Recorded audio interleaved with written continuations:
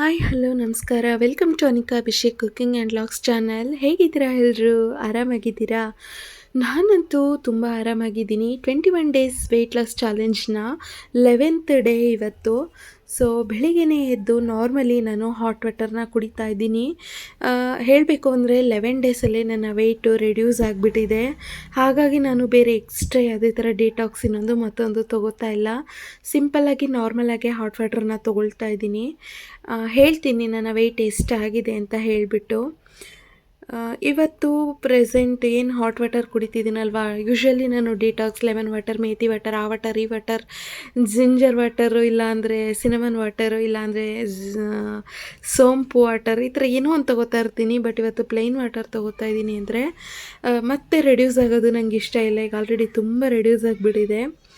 So ಇವತ್ತು ನನ್ನ day 12 ಡೇಸ್ದು ಒಂದು ವಾಕಿಂಗ್ ಸ್ಟೆಪ್ಸ್ನ ತೋರಿಸ್ತಾ ಇದ್ದೀನಿ. ಆ್ಯಕ್ಚುಲಿ ನನಗೆ ಇವತ್ತು ಟೋಟಲಾಗಿ 7000 ಚೇಂಜ್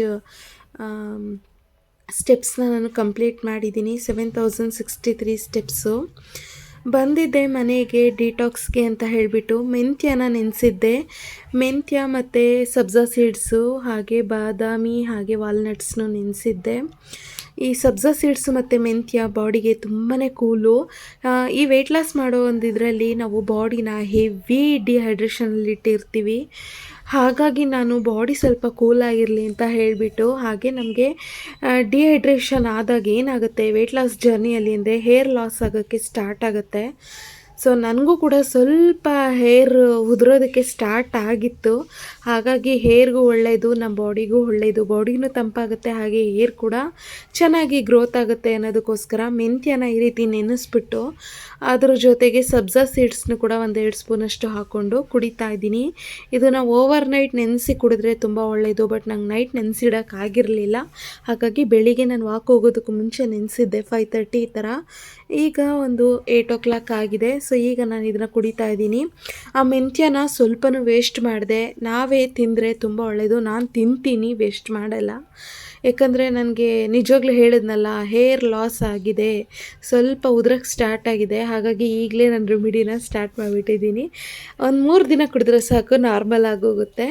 ಹಾಗಾಗಿ ಇನ್ನು ಬ್ರೇಕ್ಫಾಸ್ಟ್ ವಿಚಾರಕ್ಕೆ ಬಂದರೆ ಪಾಲಕ್ ಓಟ್ಸ್ನ ಮಾಡ್ಕೊಂಡಿದ್ದೀನಿ. ಏನಿಲ್ಲ, ಓಟ್ಸ್ನ ಚೆನ್ನಾಗಿ ಬಾಯ್ಲ್ ಮಾಡಿ ಪಾಲಕ್ ಸೊಪ್ಪು, ಹಾಗೆ ಸ್ವಲ್ಪ ಒಣಮೆಣ್ಸಿನ್ಕಾಯಿ, ಹಾಗೆ ಸ್ವಲ್ಪ ಬೆಳ್ಳುಳ್ಳಿನ ಚೆನ್ನಾಗಿ ಆಯಿಲಲ್ಲಿ ಫ್ರೈ ಮಾಡಿ ಅದನ್ನು ಮಿಕ್ಸಿಯಲ್ಲಿ ಗ್ರೈಂಡ್ ಮಾಡಿಬಿಟ್ಟು ಬೇಯಿಸಿರುವಂಥ ಓಟ್ಸ್ಗೆ ಅದನ್ನು ಮಿಕ್ಸ್ ಮಾಡಿ ಒಂದು 5 ನಿಮಿಷ ಬೇಯಿಸ್ಕೊಂಡ್ರೆ ಆಯಿತು. ಅದ್ರ ಜೊತೆ ಪನ್ನೀರ್ ಡ್ರೈ ಫ್ರೈ ಮಾಡ್ಕೊಂಡಿದ್ದೀನಿ. ಅದಕ್ಕೆ ಯಾವ ಬಟರ್, ಪೆಪ್ಪರ್, ಸಾಲ್ಟ್ ಏನೂ ಹಾಕಿಲ್ಲ, ಜಸ್ಟ್ ಫ್ರೈ ಮಾಡಿರೋದಷ್ಟೇ.